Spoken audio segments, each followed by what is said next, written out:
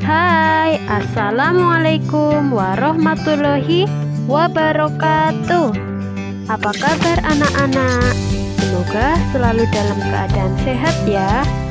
Hari ini kita akan belajar tema 1, subtema 1, pembelajaran 5. Setelah mengikuti pembelajaran pada hari ini, anak-anak diharapkan mampu menuliskan informasi tentang ciri makhluk hidup. 2. Menyebutkan arti penting bersyukur kepada Tuhan sebagai salah satu makna simbol sila pertama Pancasila. Dan menyelesaikan soal cerita tentang penjumlahan tanpa menyimpan.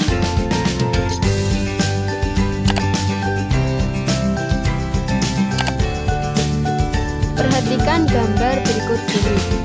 Dari gambar nomor 1 sampai dengan nomor 4. Kalian perhatikan. Ada Edo, Beni, dan Udin.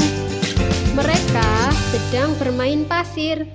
Pada gambar nomor 1 terlihat Edo sedang memegang cacing. Pada gambar nomor 2, Edo terlihat langsung memegang makanan. Kemudian Udin mencuci tangan terlebih dahulu. Pada gambar nomor 3 terlihat mereka sedang makan bersama. Yang terakhir nomor 4, Edo sedang terbaring. Itu artinya Edo sedang merasakan sakit. Dari gambar tersebut kita dapat membuat cerita. Ini cerita versi Bu Risti ya. Kalian juga bisa membuat cerita sendiri asal dengan urutan yang sama. Jadi dari gambar pertama kita dapat buat cerita, misalnya Udin, Beni, dan Edo sedang bermain bersama. Mereka bermain pasir. Setelah bermain, mereka makan. Sebelum makan, Beni mencuci tangannya terlebih dahulu. Sedangkan Edo tidak mencuci tangannya dan langsung mengambil makanan dan memakannya. Sesaat setelah mereka makan bersama dengan lahapnya, Edo mulai merasakan sakit pada perutnya. Udin dan Beni lalu membawa Edo pulang dan orang tuanya membawa Edo ke rumah sakit. Edo sakit perut karena tidak menjaga kebersihan tangannya sebelum makan. Jadi dari gambar tersebut bisa dibuat cerita seperti ini. Kalian juga bisa membuat cerita versi kalian masing-masing. Materi selanjutnya adalah tentang aturan sebelum makan. Coba perhatikan gambar berikut ini.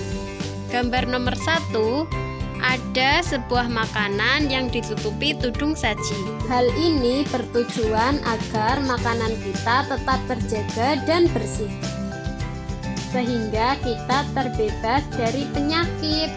Pada gambar nomor 2 terlihat Siti sedang mencuci tangan sebelum makan.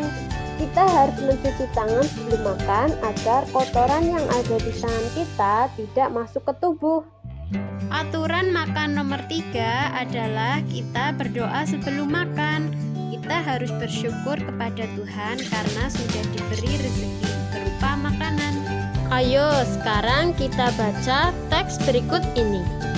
Aturan sebelum makan. Salah satu ciri makhluk hidup adalah tumbuh. Untuk bertumbuh, makhluk hidup perlu makanan dan air.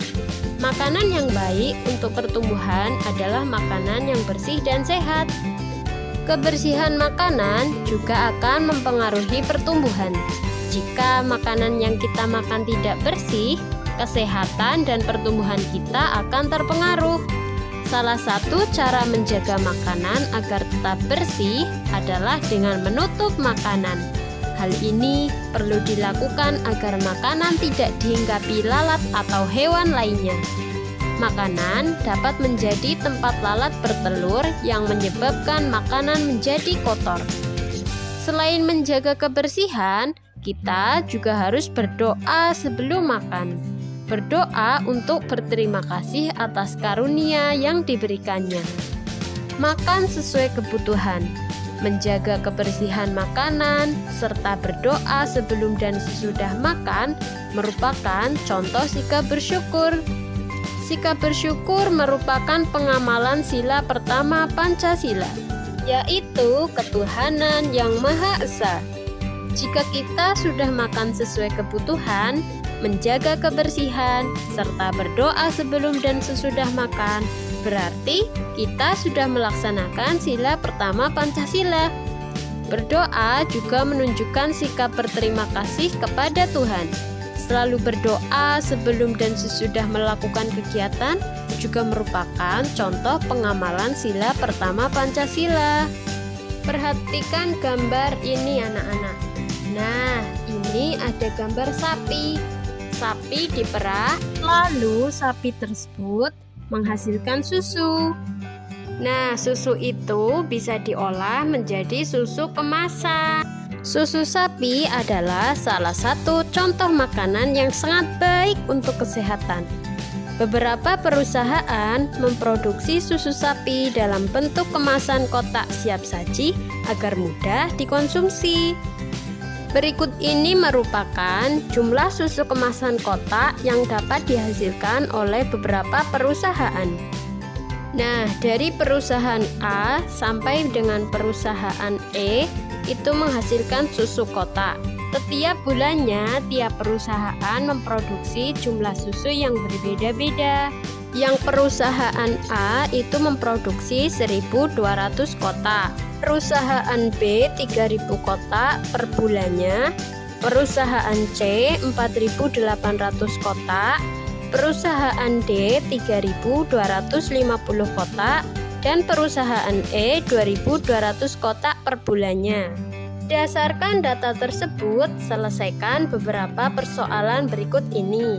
Pertama, manakah perusahaan yang menghasilkan susu kemasan kotak paling banyak setiap bulan? Nah, berarti kita belajar membandingkan suatu bilangan. Coba, kalau kita membandingkan suatu bilangan atau mengurutkan suatu bilangan, kita otomatis melihat angka. Karena ini ribuan, berarti kita melihat ribuannya terlebih dahulu. Jadi ribuannya di sini perusahaan A sama dengan 1, perusahaan B 3, perusahaan C 4, perusahaan D 3, dan perusahaan E sama dengan 2. Maka yang paling banyak adalah angka 4. Jadi, perusahaan yang menghasilkan susu kemasan kotak paling banyak setiap bulan adalah perusahaan C. Soalan nomor 2, manakah perusahaan yang menghasilkan susu kemasan kotak paling sedikit setiap bulan? Yang ditanyakan paling sedikit setiap bulan. Jadi sama, kita melihat ribuannya dulu. 1, 3, 4, 3, 2. Jadi yang paling sedikit adalah perusahaan A. Berapa jumlah susu kemasan kotak yang dihasilkan perusahaan A dan D? Ini kita mau menjumlahkan jumlah susu kotak yang dihasilkan perusahaan A dan D. Jadi cara menyelesaikannya, perusahaan A menghasilkan 1.200 kotak, perusahaan D menghasilkan 3.250 kotak. Untuk menghitung jumlah susu kotak semuanya, kita dapat menggunakan cara penjumlahan bersusun pendek yang sudah pernah kalian pelajari di kelas 2. Di sini kita tulis dulu 1.200 ditambah 3.250. Ingat ya anak-anak, angkanya harus lurus. Satuan dengan satuan harus lurus. Puluhan dengan puluhan, ratusan dengan ratusan, begitu juga dengan ribuannya harus lurus. Kemudian kita cari, kalau menjumlahkan, kita jumlahkan dari satuannya terlebih dahulu. Berarti 0 ditambah 0 sama dengan 0. 0 ditambah 5 sama dengan 5. 2 ditambah 2 sama dengan 4. 1 ditambah 3 sama dengan 4. Jadi hasilnya adalah 4.450. Dapat disimpulkan, jumlah susu kemasan kotak yang dihasilkan perusahaan A dan D adalah 4.450. Untuk menguji pemahaman kalian, coba selesaikan tugas yang Bu Guru berikan di bawah ini ya. Nah, demikian tadi pembahasan kita untuk pelajaran tematik kelas 3 sekolah dasar, khususnya di tema 1, subtema 1, pembelajaran 5. Semoga bermanfaat, tetap semangat dan selalu patuhi protokol kesehatan. Wassalamualaikum warahmatullahi wabarakatuh.